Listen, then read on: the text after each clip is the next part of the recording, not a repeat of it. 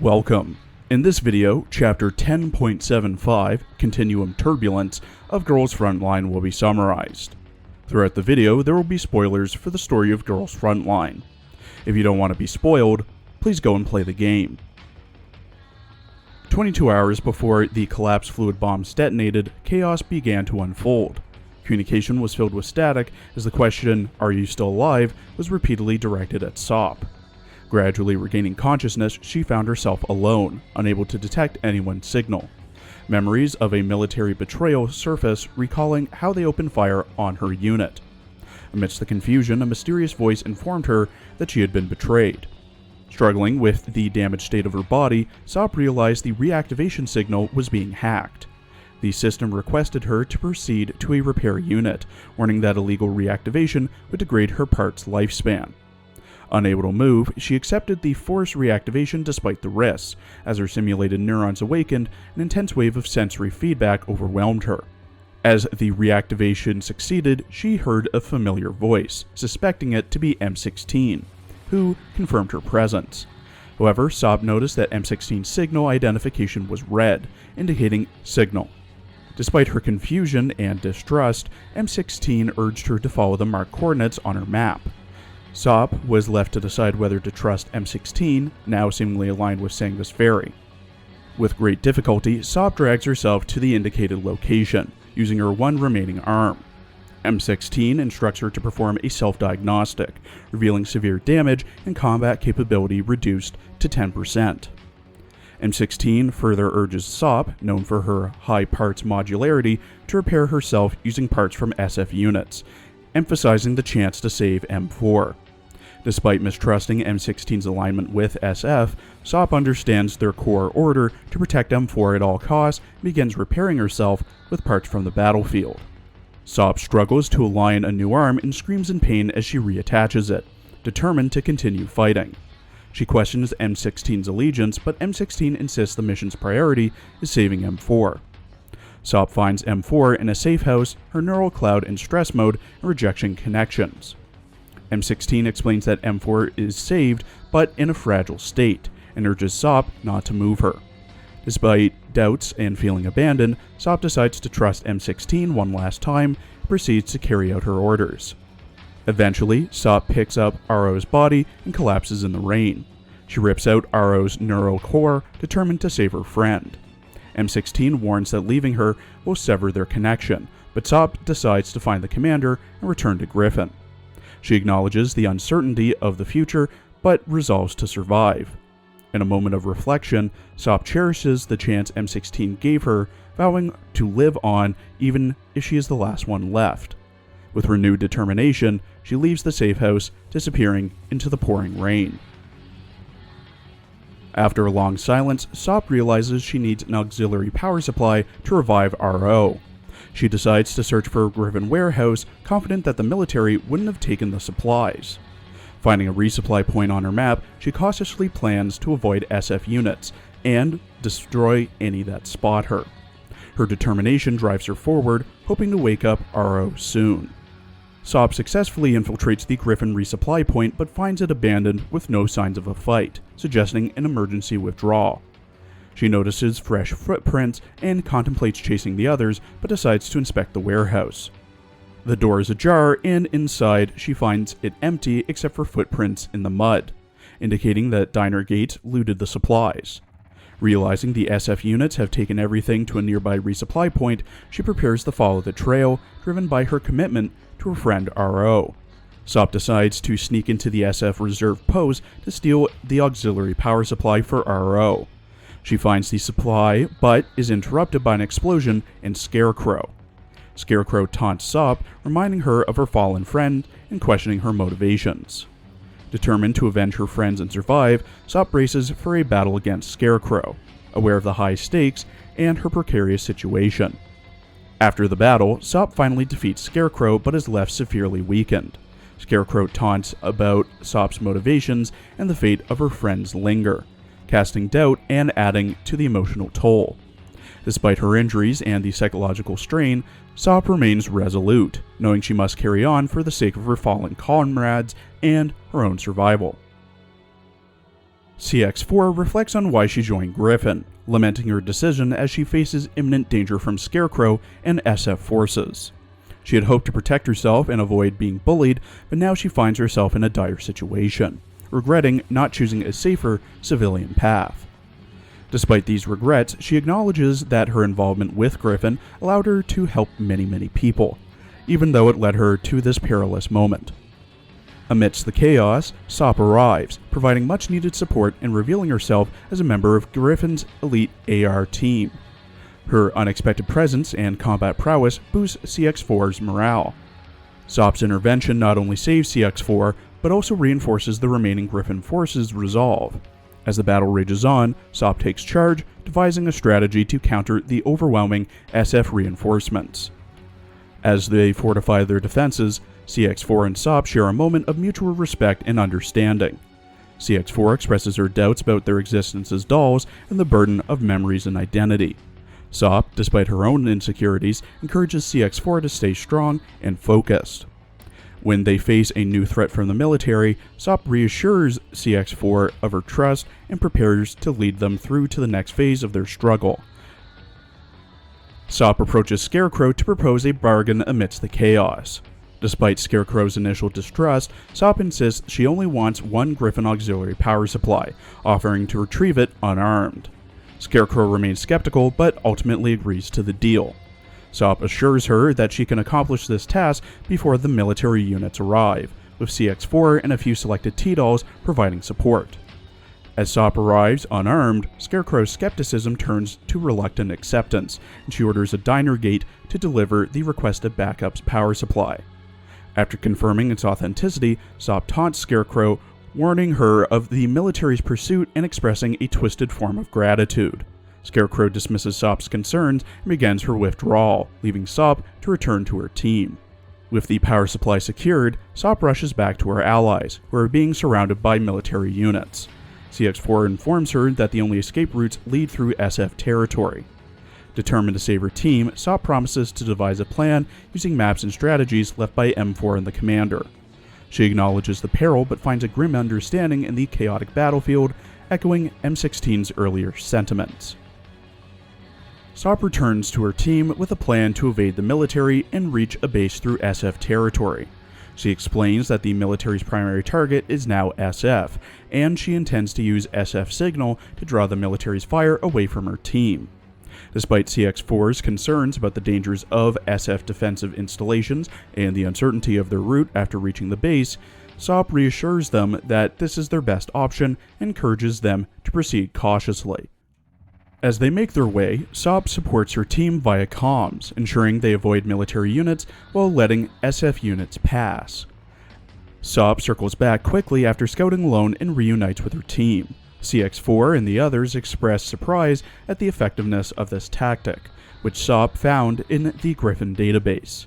They discuss the strange behaviors and hobbies ingrained in their neural clouds, reflecting on their unique quirks and the bond they share despite the circumstances. With the immediate danger past, they prepare for the next steps, knowing that their ultimate goal is to reach the Griffin base. Sop and CX4 exchange words about their plan to reach the SF Elite base.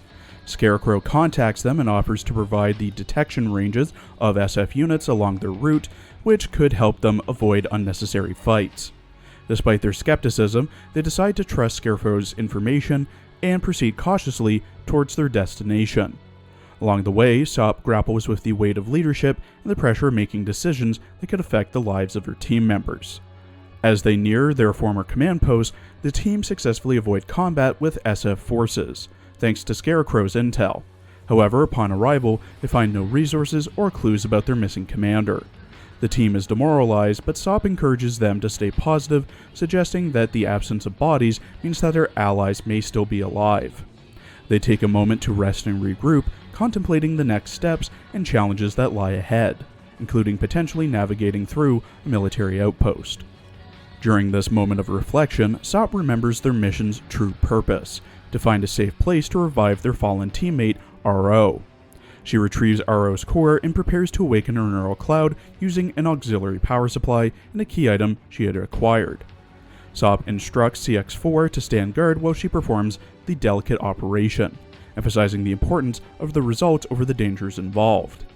Determined, Sop sets out to restore RO, hopeful that this action will bring them one step closer to reuniting with their commander and completing the mission. Sop awakens RO's neural core inside a digital space, desperately seeking her friend's consciousness amidst a defense mechanism. As she navigates through cyberspace, RO's core activates and Sop tries to connect her to a temporary vessel within her own rebuilt body. Amidst the technical struggles and looming threat of SF, the duo faces challenges but perseveres. Their interaction is marked by Sop's excitement and RO's cautious practicality, reflecting on their unique bond and the dangers they face. Eventually, they manage to navigate through obstacles, hinting at a future reunion in a physical world.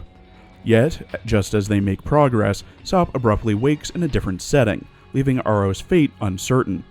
In a chaotic and desperate battlefield, RO and Sop find themselves unexpectedly caught up in a dire situation.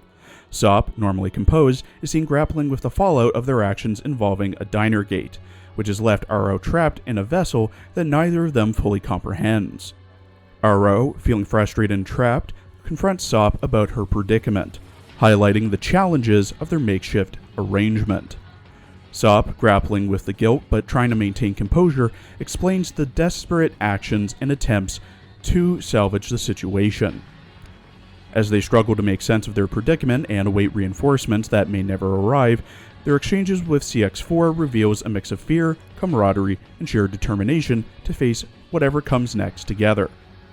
In a sudden turn, just as the military threat seems insurmountable, unexpected reinforcements arrive, turning the tide of the battle and offering a glimmer of hope amidst the chaos. Their relief is palpable as their tense standoff gives way to a burst of relief and gratitude, tempered by the harsh reality of their losses and the price they have paid. In the midst of their urgent situation, Sop, RO, and CX-4 navigate their way towards a secure location, grappling with their altered circumstances. Sop struggling with the repercussions of their decisions involving a diner gate, with RO's frustration and the ongoing challenge of controlling RO's new body. Despite the tensions, they find relief in reaching a temporary base provided by an unknown benefactor, prompting questions about their current allies and the nature of their support. The conversation touches on the anomaly of heavy military support they've received, suggesting they're no longer just a standard PMC. As they wonder the whereabouts of HQ and the sudden appearance of a new enemy faction, tensions rise further. When confronted by 416, they learn of the imminent threat posed by these unknown adversaries who are seemingly impervious to conventional attacks. An hour before the dirty bomb explosion at Griffin's temporary command post, tensions rise as the military breaches their defenses. Kalina, stepping up in the commander's absence, tries to rally the T-Dolls into a strategic retreat despite overwhelming odds. Tank breaches and a collapsing defense line prompt desperate measures. However, just as all hope seems lost, mysterious green light halts the enemy's advance, saving Griffin from imminent defeat. Kalina, shaken but determined, organizes the defense while battling her own suspicions about the green light's origin. Meanwhile, the commander, critically injured from the explosion, awakens to find themselves captive to the enigmatic figures known as Nitos. Forced into an interrogation about their survival and Sop's whereabouts, the commander weighs their words carefully, knowing they must buy time for a covert rescue operation. As tensions escalate and questions intensify, the commander navigates a precarious balance between truth and survival, facing off against adversaries with unknown motives. Back at G&K, amidst uncertainty and the looming threats around them, Kalina and the remaining T-Dolls prepare for further engagements, unaware of the commander's plight and the unfolding rescue mission. An hour after a dirty bomb explodes at Griffin's temporary outpost, Kalina, managing logistics amidst the chaos, strives to hold their defense together.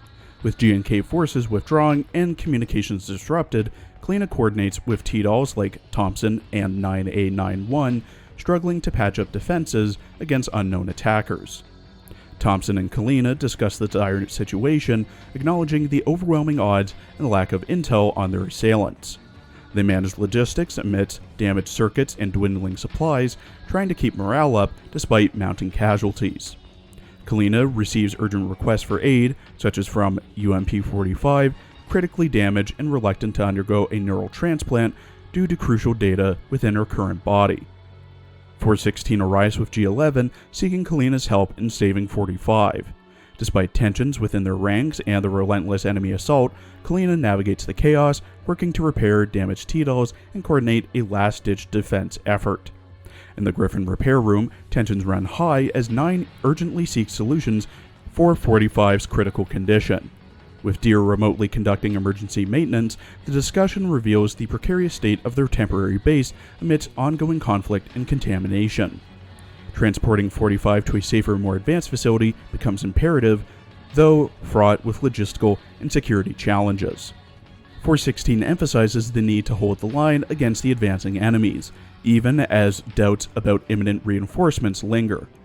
The dialogue between 416 and 74U underscores strategic deliberations and the burden of command decisions in the face of overwhelming odds. As the battle intensifies, their focus shifts to delaying enemy advances and protecting their extraction point, with the hope that reinforcements will arrive in time to turn the tide. Despite their differences, the team, including Mark 12 and A91, prepare for the next phase of operations, united under 416's pragmatic command.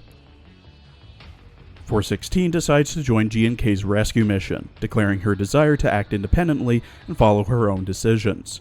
9 questions her motives, pointing out that rescuing the target is not their job, but 416 insists on participating to gain experience and better prepare for future challenges. 9 reluctantly understands, expressing concern for 416's safety, while SOP and G11 show their support, albeit with reservations about the mission's dangers.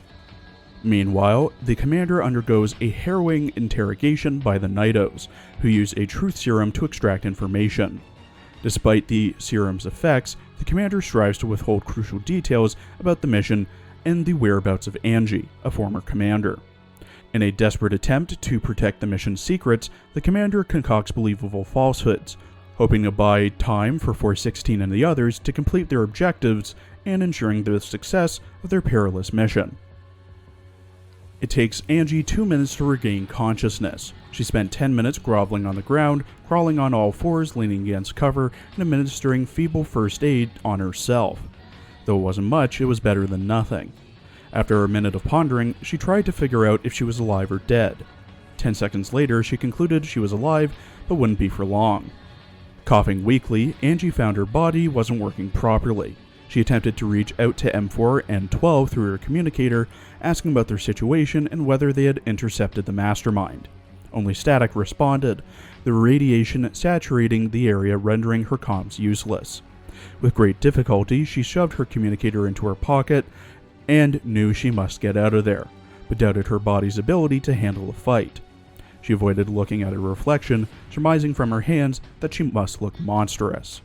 Her condition was worsening, and she heard blood-curdling howls in the distance, nightmarish sounds from even before World War III. The howls signaled the presence of Elid-infected monsters, drawn by her wheezing and coughing. She had to leave quickly as she hid behind cover. Her communicator suddenly came to life. Persica's worried voice broke through the static, followed by Javier, who expressed surprise at her survival. Despite the dire situation, Angie discussed their next moves. She couldn't contact Task Force Defy and needed backup. However, Javier couldn't bypass State Sec's authority to lend her aid, prompting a heated exchange.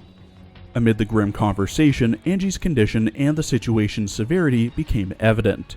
She was infected with collapsed fluid radiation, and Javier confirmed the effects would only worsen. Despite this, she refused to give up. She instructed Javier and Persica to prioritize aiding the commander, as she believed their forces might still have a chance to escape. Task Force Defy arrived just in time, rescuing her from an Elid attack. 12 and 94 administer basic treatment and discuss their next steps, determined to keep Angie moving despite the odds. Navigating through the contamination zone, they stumbled upon a communications outpost, though highly radiated. Angie ordered them to establish a connection, and they managed to contact Persica, who provided coordinates for Griffin's forces. As they transmitted their location, Igor's threatening transmission interrupted, but 12 cut him off. Angie urged the commander to protect the extraction point, knowing the military would soon close in. Despite her deteriorating state, she remained resolute, prioritizing the mission's success and Griffin's survival over her own. A few hours later, 416 and Sop's team successfully eliminated the black-clad doll and her mysterious troops, with Griffin's withdrawal nearly complete. 416 informs the commander that Kalina and the final batch of T-Dolls are about to withdraw on the last carrier, while she, Sop, and a few other T-Dolls and HOCs have volunteered for a rescue mission. Their objective is to safely escort the commander off the battlefield.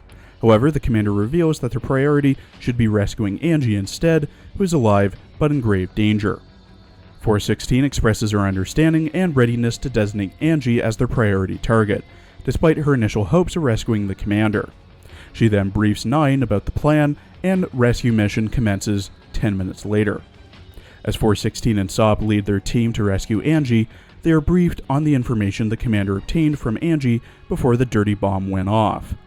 Sop questions the commander about prioritizing Angie's rescue, highlighting the uncertainty of her survival and the increased likelihood of successfully rescuing the commander instead. The team discusses the best route for Angie's retreat. Sop suggests the quickest pass through the area where CX-4 and she withdrew, before 16 points out the severe radiation contamination in the red zone, making it too dangerous for Angie. Alternatively, the yellow zone, though less contaminated, presents a higher risk of encountering elids and military forces. Both routes are fraught with risks, and the commander must decide where to guide them. With time running out and the battlefield's dangers closing in, the decision on the signal flare's launch becomes critical to the success of the rescue mission. In the end, the commander decided to have 416 launch the signal flare over the red zone. 94 spotted the flare and alerted Angie, noting it was Griffin's standard issue and the commander was guiding them. Despite 94's concerns about entering the red zone, Angie insisted on taking the risk, believing in the commander's guidance, even as 12 warned that she might not make it to the security zone due to the increasing contamination levels. Angie, coughing and struggling, urged her team to move quickly. 94 and 12 noted the rising number of elids and the escalating contamination, with 12 strongly recommending the safer yellow zone route. However, Angie's faith in the commander led her to insist on following the signal flare's direction, determined to take her chances despite the dangers. As they moved towards the red zone, Angie's condition worsened, yet she remained resolute. She believed in the commander's decision and urged 12 and 94 to hurry, even as her coughing fits intensified. Angie's wavering trust in the commander drove her forward, pushing her team to act quickly despite the perilous path ahead. Task Force Defy finally found the mark left by the rescue team. Sop excitedly greeted them, but 94 was initially weary, mistaking them for hostiles. 416 introduced Sop to 12 and 94, emphasizing the urgency of their mission. 94 revealed that Angie had passed out from radiation exposure and was not in immediate danger. Despite Angie's condition, the team needed to focus on the mission with the help of the commander and the HOCs. As they discussed their next steps, RO suggested moving to less contaminated areas to improve Angie's chances of survival. Suddenly, the team heard approaching military units, and they quickly took cover in an abandoned trench, with the Hawks providing suppressive fire. Amidst the chaos, a male voice on the communicator identified himself as Yegor, taunting Angie and revealing his intention to kill her personally. The team realized Yegor had anticipated their route, but they prepared to defend the trench with the Hawk support. The G&K team managed to repel the military assault temporarily, seizing the opportunity to retreat. Sop confirmed that Angie still had a heartbeat, urging everyone to move quickly. 94 lamented the lack of adrenaline to help Angie before 16 refocused the team on finding safety. RO identified an outpost ahead where they could seek shelter and resuscitate Angie. With the enemies closing in, the team made a swift escape, determined to protect Angie and complete their mission. The rescue party's stealthy retreat is discovered by the military, prompting Yegor to order an artillery attack to destroy them. 416 realizes they're surrounded, and RO identifies an opening, directing the team to safety. Despite Yegor's threats, the team manages to slip through the military blockade, with the Hawks providing covering fire. They seek refuge in an abandoned building with thick walls and lower radiation levels, allowing them to treat the unconscious Angie and contact the commander. Concerns arise about the military potentially demolishing the building, but 416 believes only mechanical units or soldiers would enter, as Igor wants to confront Angie personally. The team debates their next move. 94 suggests that she and 12 stay inside with Angie to minimize detection, while the others draw the military away. SOP highlights the risk of the military detecting Angie's biological signs. With time running out, 416 defers to 12 to decide whether or not they should all enter the building or split up to increase their chances of survival. Igor, frustrated by Angie's evasion, orders a visual confirmation of her location in a yellow zone complex. Despite suspicions of a decoy tactic, Igor prepares to tighten his grip, while Angie awakens to find the team has split up to draw the military away. The commander sets up communication equipment, and Angie, despite her weakened state, begins planning an escape route. Angie's team prepares to execute a daring plan using the HOC's remaining artillery shells to create roadside bombs and rig the buildings with IEDs. The last-ditch effort aims to use explosives as bargaining chips to force a military retreat. Despite the risks and potential sacrifices of future firepower, Angie trusts the commander's judgment and urges the team to start rigging the building while the commander buys them time. Acknowledging the slim chances of success, Angie emphasizes the importance of being ready to abort the mission if she becomes untenable, ensuring hope and adaptability remain central to their strategy. Igor's forces close in on Angie, who has orchestrated a daring defense using IEDs rigged around a fortified building. Angie plays a dangerous game of bluff and strategy with Igor. Despite moments of doubt and intense combat, Angie successfully manipulates Igor into believing the building is rigged with collapse fluid. This ruse forces Igor to order a withdrawal of his men, sparing Angie and her team from immediate confrontation. However, the situation remains precarious as Angie faces the reality of her improvised defenses and the imminent threat posed by Igor's relentless pursuit. As her team regroups and plans their next move, they must contend with the uncertainty of Igor's next steps and the ongoing dangers posed by the military's advanced weaponry and sheer numerical advantage. The night slowly gives way to dawn, casting a pinkish hue over the battlefield where preparations for the final showdown are underway.